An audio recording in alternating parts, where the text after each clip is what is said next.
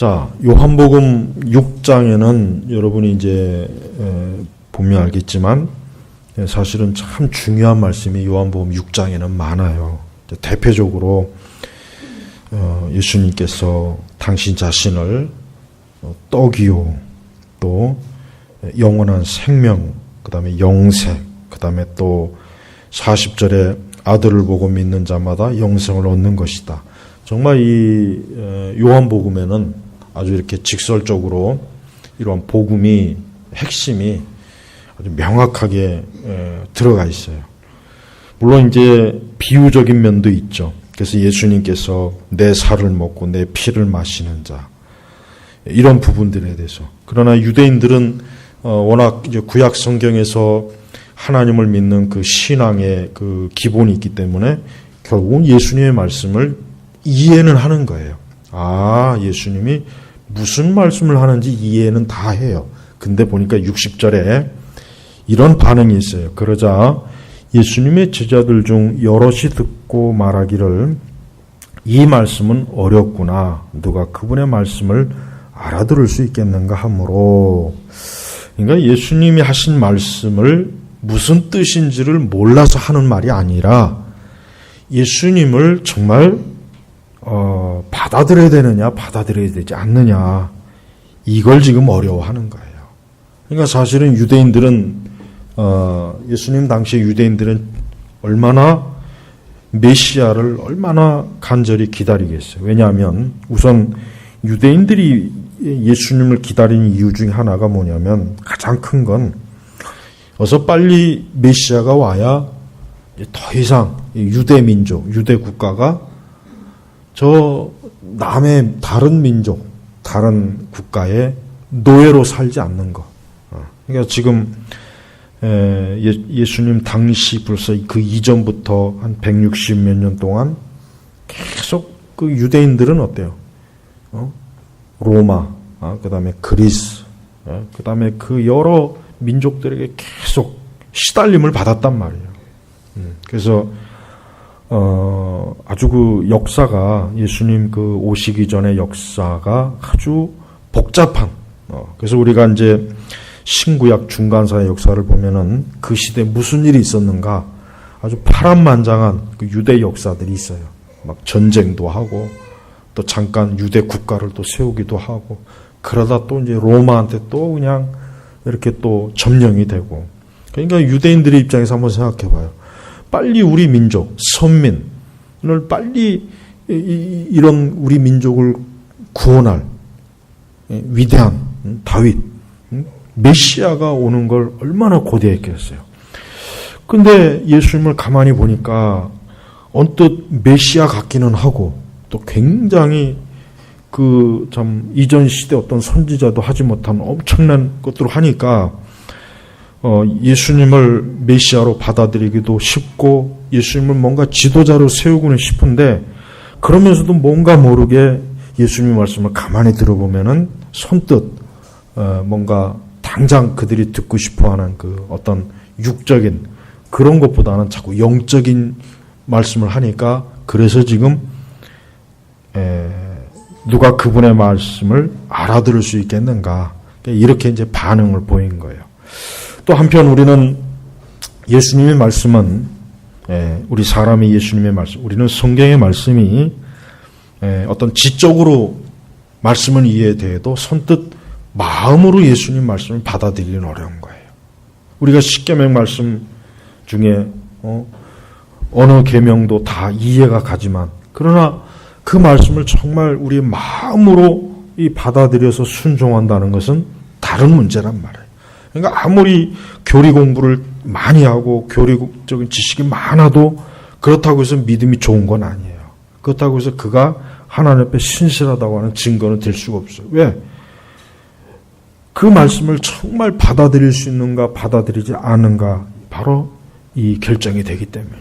그러니까 유대인들도 또 예수님의 제자들 중 여럿이 듣고 말하기를 이 말씀은 어렵구나. 이 어렵다는 얘기는 지적으로 이해를 못해서 어렵다는 게 아니라 순종하기가 어렵다. 예수님 말씀을 따라서 살기가, 예수님의 말씀을 쫓아가기가 어렵다. 그걸 얘기하는 거예요. 자, 우리의 신앙도 그래요. 우리는 항상 하나님의 말씀을 무엇보다도 먼저 바르게 이해하고 바르게 배우는 게 중요합니다. 그러나 그것만 가지고 안 되죠. 우리의 마음이, 우리의 심령이 그 말씀에 굴복해야 되는 거예요. 이 사람들은 예수님에게 먹을 것도 얻어먹었죠. 예수님의 생명의 말씀도 들었죠. 그럼에도 불구하고 이 말씀은 어렵구나. 이런 기껏해야 이 정도밖에 반응을 못하는 거예요.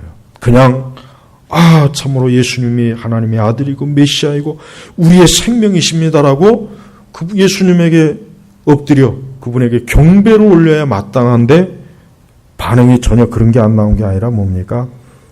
61절에 보니까 예수께서 제자들이 이 말씀에 대하여 수군거리고, 여기서 뭘 수군거렸겠어요?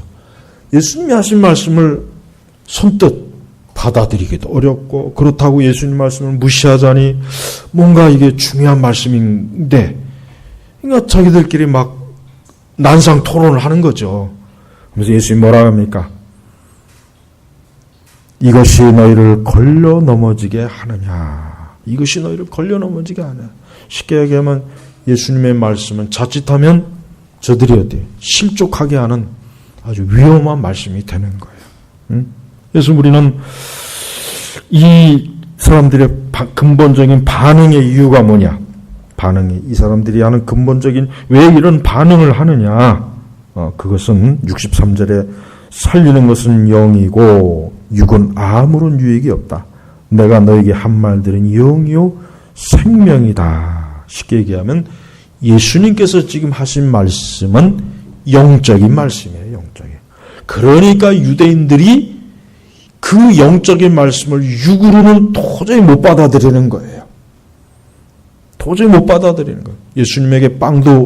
예수님 주시는 빵도 먹을 수 있고 물고기도 먹을 수 있고 다 받아들일 수는 있지만 이 예수 그리스도가 생명이 되시고 구세주가 되시고 예수 그리스도를 의지해야만 저들이 하나님의 영원한 생명에 얻을 수 있다는 이 영적인 것은 저들이 못 받아들여요. 그래서 영은 영이고 육은 육인 거예요.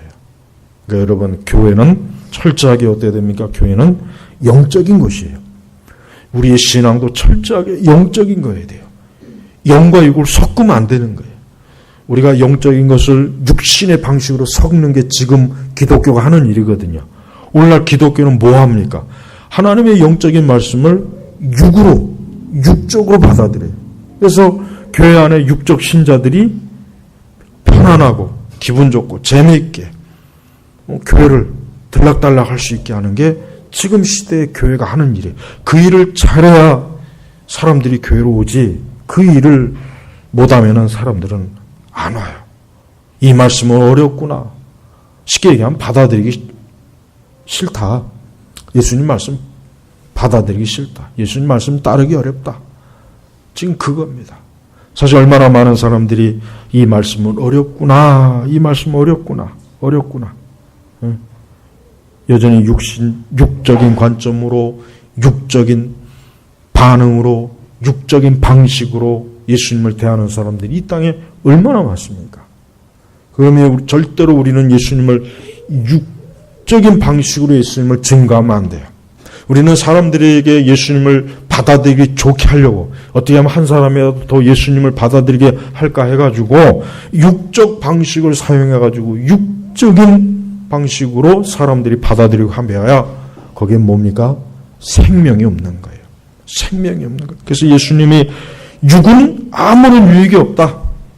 어떤 사람들이 아무리 예수님의 이름을 듣고 예수님의 이름으로 된 찬양을 부르고 예수님에게 심지어 기도를 하고 예수님의 이름을 안다고 할지라도 그가 여전히 예수님을 육적인 방식으로만 믿고 받아들였다면 아무런 유익이 없는 거예요. 생명이 없는 거예요. 생명이 없는 거예요. 얼마나 이게 중대한 말씀입니까? 예수님께서 내가 너에게 한 말들은 영이고, 그러니까 예수님은 절대로 유대인들의 환심을 사기 위해서 사람들의 그 육적인 방식으로 그들의 육적인 감각으로 느낄 수 있게 막 그들을 흥분시킨 게 아니라 예수님은 철저하게 영적인, 그래서 심지어는 하나님의 아들 예수님이면서도 사람들은 그 반응이 어때요? 시큰둥하잖아요. 시큰둥하잖아요. 보세요. 하나님의 아들도 이렇게 시큰둥한 반응을 얻는데 왜 이렇게 많은 가짜 교사들은, 가짜 설교자들은, 목회자들은 왜 이렇게 반응이 좋을까요? 육적이래. 예수님을 육적으로 제시하고 육적으로 저들이 받아들이게 했기 때문에 그러는 거예요. 하지만 분명한 것은 살리는 것은 영이고 육은 아무런 유익이 없다. 아무리 예수님에 대해서 육적으로 백날 천날 해봐야 저들에게 사람들에게 생명을 주지 못하는 거예요. 그래서 예수님은 굉장히 엄청난 말씀을 64절에 그러나 너희 가운데 믿지 않는 자들이 있다. 이는 예수께서 믿지 않는 자들이 누구이고 자기를 넘겨줄 자가 누구인지 처음부터 어때요? 알고 계셨기 때문이다. 이 말씀이 참 충격적인 말씀이에요. 왜냐하면 하나님께서는 그렇죠. 당연히 하나님이시니까 인간의 어떤 반응에 대해서 그때서야 하나님이 반응한 것이 아니라 하나님은 어때요? 처음부터 알고 계셨다. 처음부터 알고 계셨다. 그러니까 가룟 유다를 예수님께서 어때요? 처음부터 예수님은 가룟 유다가 어떠한 사람인지를 알고 있었던 거예요. 가룟 유다는 이미 예수님을 팔 것이라는 것을, 예수님을 배신할 것이라는 것을 예수님은 알고 계신 거예요. 나중에 예수님에게 가룟 유다에게서 배신을 당하고서 그때서야 가룟 유다가 저런 놈이었구나. 나를 팔 줄이야. 그게 아니란 말이에요. 하나님은 우리에 대해서 다 아세요. 우리가 가는 길을 다 아시고 우리의 모든 계획도 아시고 우리의 앞날 모든 걸 아셔요. 근데 무서운 건 뭡니까? 믿지 않는 자들이 누구이고 자기를 넘겨줄 자가 누구인지. 저는 여기서 믿지 않는 자들과 예수님을 불의한 자에게 넘겨줄 자, 이들은 참 불쌍한 사람이에요. 이런 말씀을 만약에 들었다면, 그 양심이 반응한다면 즉시로 예수님에게 회개하고 주여 내가 그러한 자가 되지 않도록 해주시옵소서. 이렇게 예수님에게 은혜 간청을 했더라면 저는 그들은 반드시 생명을 얻었을 거라고 생각해요. 여러분, 우리 자신이 믿지 않는 자들이 되면 안 돼요. 우리 자신이 예수님을 이 세상에 팔아넘기는 자가 되면 안 돼요. 우리 자신은 어떠한 사람이 됩니까? 예수님을 믿는 자가 돼야 돼요. 그리스도를 믿는 자, 또 그리스도를 영접하는 자가 돼야 되는 거예요. 그리스도를 주인으로 믿고 그리스도와 함께하고 그리스도와 동행하는 자가 돼야 돼요. 우린 그걸 소망해야 돼요. 그걸 하나님 앞에 간청해야 돼요. 그래서 65절에 또한 예수께서 말씀하시기를 그러므로 내가 너희에게 아버지께서 허락하신 자가 아니면 아무도 내게 올 수 없다. 그러니까 여러분, 우리는 인간의 자랑은 아무 소용이 없는 거예요. 인간이 하나님 앞에서 자랑할 수가 없어요. 내가 하나님 앞에 나왔고 주를 위해서 살고 주님께 충성하고 주님을 믿고, 이건 자랑이에요. 자랑. 왜 그렇습니까? 아버지께서 허락하신 자가 아니며, 우리가 주님 앞에 이렇게 나와 있고 주님께 예배를 드리고 주님을 영접하고 주의 말씀에 따라 사는 것, 이게 다 누구 때문입니까? 누구의 허락입니까? 하나님의 허락 때문에 그러는 거예요. 그러니까 은혜. 그러니까 우리는 우리 스스로 자랑하면 안 되죠. 우리의 섬김도 자랑하면 안 되고 헌신도 자랑하면 안 되고 주를 위한 어떤 희생과 고난과 심지어 순교도 우리는 자랑이 아니에요. 그것도 하나님이 허락하셨기 때문에. 여기서 허락이라고 하는 게 하나님의 전적인 일방적인 은혜, 선택을 말하는 거예요. 그러니까 기독교는 자기 자랑이 없는 유일한 종교예요.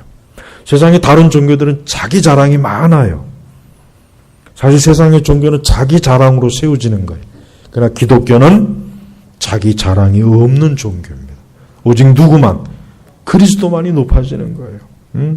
그래서 아버지께서 허락하신 자가 아니면 아무도 지금 그리스도 안에 들어있는 누구도 하나님께서 그에게 허락하셨기 때문에, 허락하셨기 때문에 그리스도에게 온 거예요. 그리스도에게. 그러니까 우리가 주변에 많은 불신자들을 보고 우리가 어떻게 기도해야 되겠습니까? 저들이 하나님께로 오도록 기도는 해야 되겠지만 중요한 것은 먼저 하나님께서 저들을 어때요? 주님에게로 오시도록 허락해 주십시오. 우리는 하나님에게 간청을 해야 돼요. 사람에게 간청할 이유는 없어요. 근본적으로 하나님께서 허락하셔야 사람이 그리스도에게 올 수 있기 때문에요. 우리도 마찬가지예요. 우리가 그리스도에게 올 수 있었던 이유는 뭡니까? 하나님께서 허락하셨어. 그러니까 은혜 아닙니까? 은혜. 그러니까 이런 은혜에 기초한 은혜에 기초를 두고 토대를 두고 우리가 하나님을 섬기고 그분에게 예배를 드리는 거예요. 그래서 66절에 보니까 어떠한 일이 있었냐면 이러므로 그분의 제자들 중 여럿이 떠나가 버리고 더 이상 그분과 함께 다니지 아니하였다. 참 안타깝습니다. 예수님을 더 붙잡고 예수님을 더 가까이 하려고 하고 하나님께 더 은혜를 구하는 그런 모습이었다면 좋은데 떠나요. 여럿이 떠나버리고 더 이상 그분과 함께 다니지 아니하였다. 예수님도 이런 반응을 얻었어요. 예수님마저도 그분을 떠나고 다시는 예수님에게 오지 않은 거예요. 우리는 억지로 말도 안 되는 말로 말도 안 되는 방식으로 사람들을 그리스도께 이끌려면 안 됩니다. 우리는 오직 내 자신도 그렇지만 우리 누구라도 가장 하나님이 기뻐하시는 온전한 선택과 은혜 방식으로 와야 돼요. 이게 기독교예요. 이게 기독교예요. 은혜의 방식으로 오도록. 은혜의 방식으로 오도록. 예수님도 오직 그 방식으로만 사람들을 이끌고 그 방식으로만 사람들이 당신에게 오는 걸 허락하셔요. 그 외에는 아닌 거예요. 예수님 때나 지금이나 똑같아요. 많은 사람들이 예수님에게 왔다 결국 예수님 떠납니다. 그리고 다시는 예수님과 함께 하지 않아요. 지금도 그런 사람들 많이 있습니다. 사실 얼마나 많습니까? 더 많죠. 그때보다 했지. 그럼 우리도 과연 그렇게 하겠는가? 우리도 예수님 하신 말씀은 어렵다, 이해 못하겠다, 받아들이기 부담스럽다. 예수님은 내 취향이 아니다. 예수님은 내 육적인 이 소망과 소원을 이루어줄 뿐이 아니구나. 나도 예수님을 떠나야지. 사실 그런 사람들이 많이 있습니다. 의외로 예수님에 대해서 탐탁지 않게 여기고 예수님과 거리를 두는 사람이 많아요.